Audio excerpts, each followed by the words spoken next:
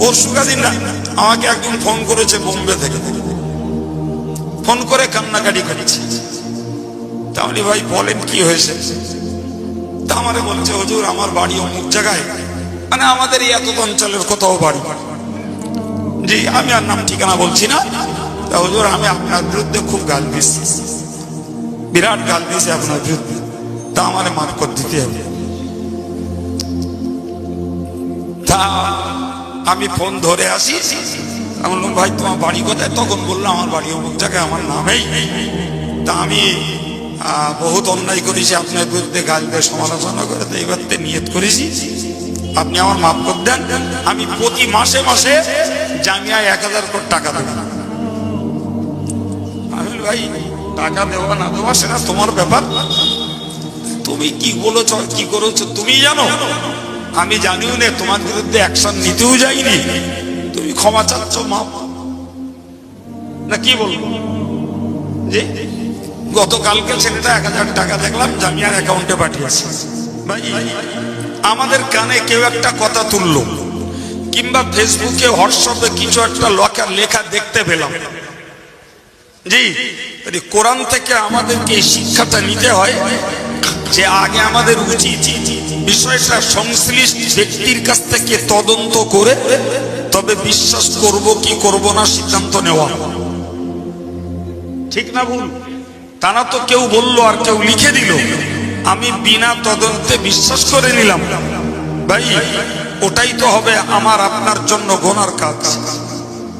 হযরত খালিদ ইবনে Walid রাদিয়াল্লাহু আনহু যখন তদন্ত করে দেখলেন যে বিষয়টা ভিন্ন আর রাসূলের কাছে পৌঁছানো হয়েছে ভিন্ন বার্তা, যে ভিন্ন বার্তা যেটা যাচাইয়ের ভিতর দিয়ে প্রমাণিত হলো, ভাই এরই পরিপ্রেক্ষিতে কোরআন শরীফে মহান আল্লাহ একটি আয়াত নাযিল করলেন। আয়াতটিতে বলা হলো, ইয়া আইয়ুহাল্লাযীনা আমানু, হে ঈমানদারেরা, ইন জাআকুম ফাসিকুম বিনাবাইন, যদি কোনো ফাসিক ব্যক্তি, যদি কোনো অপরিচিত ব্যক্তি যে কোনো খবর তোমার কাছে নিয়ে আসে, ঈমানদারদেরকে বলা হলো কোন ফাসিক ব্যক্তি, কোন অপরিচিত ব্যক্তি যদি তোমার কাছে কোনো খবর নিয়ে আসে, ফাতাবায়ানু, খবরটাকে যাচাই করো, খবরটাকে খোঁজ লাগাও, অনুসন্ধান করো, খবরের সত্যতার ব্যাপারে তুমি নিশ্চিত হও।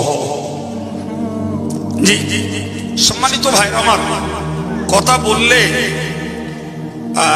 কতটা বোঝাতে পারবো জানি না, তবে একটু চেষ্টা করি। ভাই ওই ওলীদ ইবনে উকবা যিনি এসে বললেন যে ওরা যাকাত দিতে অস্বীকৃতি দিয়েছে এবং আমাকে হত্যার চেষ্টা করেছে, ভাই উনি কিন্তু সাহাবী, উনি কিন্তু সাহাবী। ভাই এখন ওনার মতন একজন সাহাবী এই ধারণার বশবর্তী হয়ে যে কাজটা করলেন, যার এগেনস্টে কোরআন নাজিল হলো, তাহলে নিশ্চিত ধারণার বশবর্তী হয়ে সাহাবী যে কাজটি করেছেন এটি আল্লাহর কাছে পছন্দনীয় হয়নি, বরং আল্লাহ পাক কোরআনের শব্দটা ব্যবহার করেছেন ফাসিক।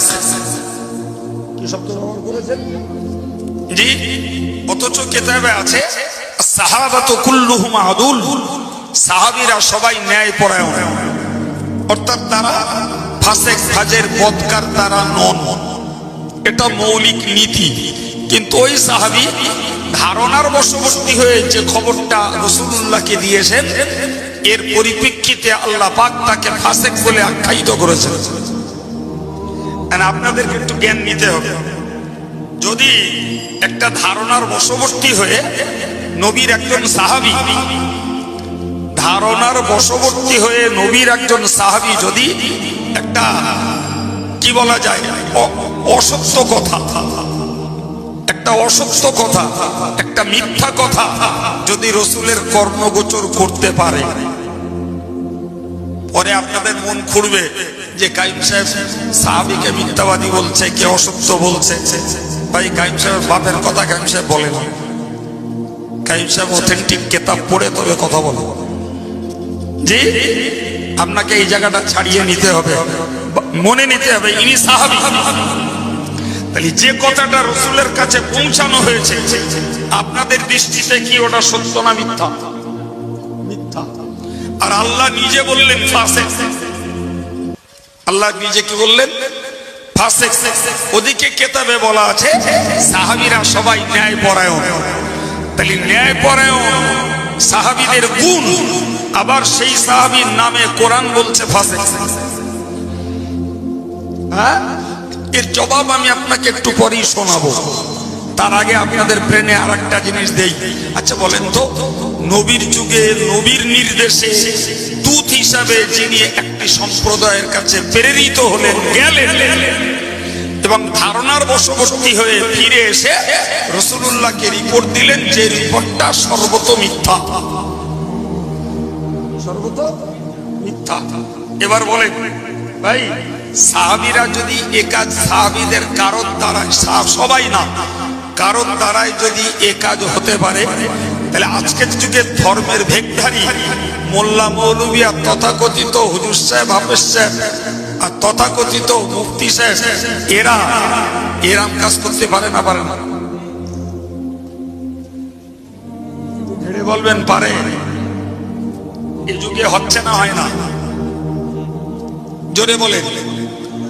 হয় না শুধু, হচ্ছে। রানিং এ হচ্ছে। কোন রকমের অস্বীকারের কোন জায়গা নেই। জি ভাই, ফর এক্সাম্পল আমি এনার কাছে যাব, ইনি যে ওনার কানে বলে দিলেন, জানেন তো কাইম সাহেব এই সেই ওই আপনার কাছে আসবে, ভালো করে ব্যবস্থা করে দেবেন। উনি একটা কথাও যাচাই করলো না, এ যা বলেছে তাই বিশ্বাস করে নিল। এ সর্বনাশ আজকে একদল ভেগধারীরাও করছে, আর একদল সাধারণ জনগণ তাদের অনুসরণ করে তারাও করছে। আচ্ছা, কোরআনের আয়াত অনুযায়ী যারা এই জাতীয় মিথ্যা বার্তাগুলো দিচ্ছে আর যারা বিশ্বাস করে সেগুলোকে প্রচার করছে, কেউ আল্লাহর কাছে সাধু বলে মনে হচ্ছে? হচ্ছে বাবা? আমি কোরআনের তথ্যসূত্রে আপনাকে কথা বলছি। এই যে ঘটনা বললাম আপনাকে ভাই, এই ঘটনা মুসনাদে আহমদের হাদিসের তথ্য দিয়ে তাফসীরে ইবনে কাসিরে লেখা হয়েছে। জি প্রিয় ভাইরা আমার, তো আল্লাহ বললেন, হে ঈমানদারেরা, ইন জাআকুম ফাসিকুম বিনাবাইন, যদি ফাসিক ব্যক্তি কোনো খবর তোমার কাছে নিয়ে আসে, আমরা সাধারণত ফাসিক বলতে জানি ফর এক্সাম্পল যারা শরীয়ত বিরোধী কার্যকলাপ করে, শরীয়তের হুকুমের ভিন্ন পথে যারা চলে, যারা নামাজ কালাম পড়ে না, যারা মনে ভাবুন দাড়ি কাটে, কি তাদের দ্বারাই আরো 5টা ধর্ম বিরোধী শরীয়ত বিরোধী কাজ চলে, এরম জাতীয় লোকগুলোকে আমরা সচরাচর ফাসিক বলে জানি, গণ্য করি। ঠিক, কিন্তু একটা বক্তা সাহেব, একজন হুজুর সাহেব, একজন মৌলী সাহেব, একজন জ্ঞান বুদ্ধি না থাকলেও মাওলানা, আল্লামা, মুফতি ইত্যাদি নামের অভিহিত ব্যক্তিত্ব, এরা কেউ ভাই মিথ্যা বলবে, অপপ্রচার করবে, অপরকিত কোনো কথা লাগান ভাগান করবে, এটা স্বাভাবিকভাবে আম জনতা মনের কাছে বিশ্বাস করতে চায় না। কিন্তু কোরআনের এই তথ্য অনুযায়ী আমাদের চোখ খুলে যায় যে একজন সাহাবী যদি ধারণার বশবর্তী হয়ে এরকম কিছু করতে পারে, তাহলে 1400 বছর পরে এসে ভাই এই স্বার্থঙ্গতার যুগে এ কাজ তথাকথিত ভেগধারীদের দ্বারাও হতে পারে। জি সম্মানিত ভাইরা আমার, আল্লাহ বললেন, যদি তোমরা বিনা যাচাইয়ে এরূপ কথা বিশ্বাস করো, তাহলে কি হবে? আনতুসিবু কওমান বিজাহালাতিন, তোমরা অজ্ঞতার সঙ্গে না জেনে কোন সম্প্রদায়ের উপরে তোমরা চড়াও হয়ে পড়বে।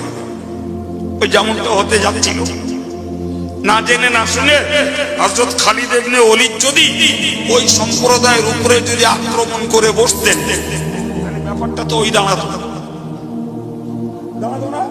আল্লাহ বললেন ফাতুসবিহু আলা মা ফাআলতুম নাদিমিন, যদি সত্যি এরকম কিছু ঘটে যেত তাহলে তোমরা যে কাজ করেছে এর বিনিময়ে তোমাদেরকে পরবর্তীতে লজ্জিত হতে হতো। পরশুদিন আমাকে একজন ফোন করেছে বোম্বে থেকে, ফোন করে কান্নাকাটি করছে। তাহলে ভাই বলেন কি হয়েছে? তা আমারে বলছে হুজুর আমার বাড়ি অমুক জায়গায়, মানে আমাদের এই এত অঞ্চলের কোথাও বাড়ি। জি আমি আর নাম ঠিকানা বলছি না। তা হুজুর আমি আপনার বিরুদ্ধে খুব গাল দিচ্ছি, বিরাট গাল দিয়েছি আপনার বিরুদ্ধে, তা আমারে মাফ করে দিতে হবে। তা আমি ফোন ধরে আসি, আমি বললাম ভাই তোমার বাড়ি কোথায়? তখন বললো আমার বাড়ি অমুক জায়গায়, আমার নামেই। তা আমি বহুত অন্যায় করেছি আপনার বিরুদ্ধে, গাল দিয়ে সমালোচনা করে, তো এইবার নিয়ত করেছি আপনি আমার মাফ করে দেন। আমি প্রতি মাসে মাসে জামিয়ায় 1000 করে টাকা দেব। আমি ভাই টাকা দেওয়া না দেওয়া সেটা তোমার ব্যাপার, তুমি কি বলেছ কি করেছ তুমি জানো, আমি জানিও না, তোমার বিরুদ্ধে অ্যাকশন নিতেও যাইনি, তুমি ক্ষমা চাচ্ছ মাপ না কি বলবো? জি গতকালকে ছেলেটা 1000 টাকা দেখলাম জামিয়ার অ্যাকাউন্টে পাঠিয়েছে। জি আচ্ছা বলেন, আমি তার চিনি নে জানি নে, আমার বিরুদ্ধে কি গাল দিয়েছে কি সমালোচনা করেছে তাও খবর রাখি না ভাই। এখন সে নিজে নিজে আমার কাছে ক্ষমা চাচ্ছে ফোন নিয়ে, তাহলে এটা কি লজ্জিত হতে হলো না? হলো না। তবে সে একজন ভদ্রলোকের নাম বলেছে, সেটা আমি আপনাদের বলবো না যে আমি ওই হুজুরির কথা বিশ্বাস করে আপনার নামে গাল দিয়েছি। এখন দেখতে পাচ্ছি হুজুর যা বলেছে আপনার ব্যাপারে সত্যি বলিনি। আমি এখন দেখতে পাচ্ছি হুজুর আমারে মিথ্যা কথা শুনিয়েছে, আর আমি সেইটা বিশ্বাস করে আপনার নামে গাল দিয়েছি। সে হুজুরটার নাম আর আপনাকে বলবো না নিশ্চয়। ভাই আমার বক্তব্য, কোরআন কি বলছে? ফাতুসবিহু আলা মা ফাআলতুম নাদিমিন, তোমরা যদি বিনা যাচাইয়ে কারোর প্রতি কিছু করে বসো, পরবর্তীতে তোমাদের লজ্জিত হতে হবে, অপমানিত হতে হবে, পরবর্তীতে শর্মিন্দা হবে তোমরা। ভাই ইমানদার মুসলমান হিসাবে যদি এতটুকু চিন্তা না থাকে, এতটুকু ভয় যদি না থাকে, তাহলে সেই ইমানদারিত্ব নিয়ে আল্লাহর কাছে নাজাত পাওয়া কঠিন হয়ে যাবে বাবা। সম্মানিত ভাইরা আমার মনে রাখুন, কোরআন শরীফে যে সাহাবীর বিষয়ে আয়াত নাযিল হয়েছে, কোরআন তো তাকে ফাসিক বলে আখ্যায়িত করেছে। এখন প্রশ্ন হলো, সাহাবীদের জন্য মূল নীতি হলো সাহাবারা ন্যায়পরায়ণ, তারা ফাসিক নন। তাফসীরে রুহুল মানিতে এর একটা সুন্দর জবাব দিয়ে বলা হয়েছে, মূলত সাহাবাদের সঙ্গবদ্ধতা, তারা ন্যায়পরায়ণ। ব্যতিক্রম কেউ যদি একাধজন যদি ন্যায়পরায়ণতার গণ্ডি থেকে বাইরে চলে যায়, ফাসিক নামে অভিহিত হয়, এর জন্য ওই মূল নীতিটার বিরোধিতা হবে না। মূলনীতি সাহাবারা ন্যায়পরায়ণ, ব্যতিক্রম একজন ঘটে গেছে। একটা জবাব। নাম্বার 2, সাহাবায়ে কেরামদের নীতি ছিল, যখনই তারা কোন রকমের কোন কাজ করে বসতেন, কোন রকমের কোন কাজ শরীয়ত বিরোধী কাজ তাদের দ্বারাই হয়ে পড়তো, এক মুহূর্তে তারা নবীর দরবারে এসে স্বীকার হতেন এবং নিজেরাও ক্ষমা চাইতেন এবং রাসূলুল্লাহ তাদের জন্য ক্ষমা চাইতেন। ফলে তারা অল্প সময়ের ভিতরেই আল্লাহর কাছে ক্ষমার যোগ্য হয়ে যেতেন। তাদের গুনাহ স্থায়ী থাকতো না, কোন ভুল কোন গুনাহ তাদের স্থায়ী থাকতো না। আল্লাহ মুহূর্তের ভিতরে তাদের মাফ করে দিতেন। যে কারণে কোরআনে এসেছে রাদিয়াল্লাহু আনহুম ওয়া রাদু আনহু, মহান আল্লাহ বলেন নবীর সাহাবীদের উপরে আল্লাহ যেমন সন্তুষ্ট, আল্লাহ পাক তেমন নবীর সাহাবীদের উপরে যেমন সন্তুষ্ট, ঠিক তদ্রূপ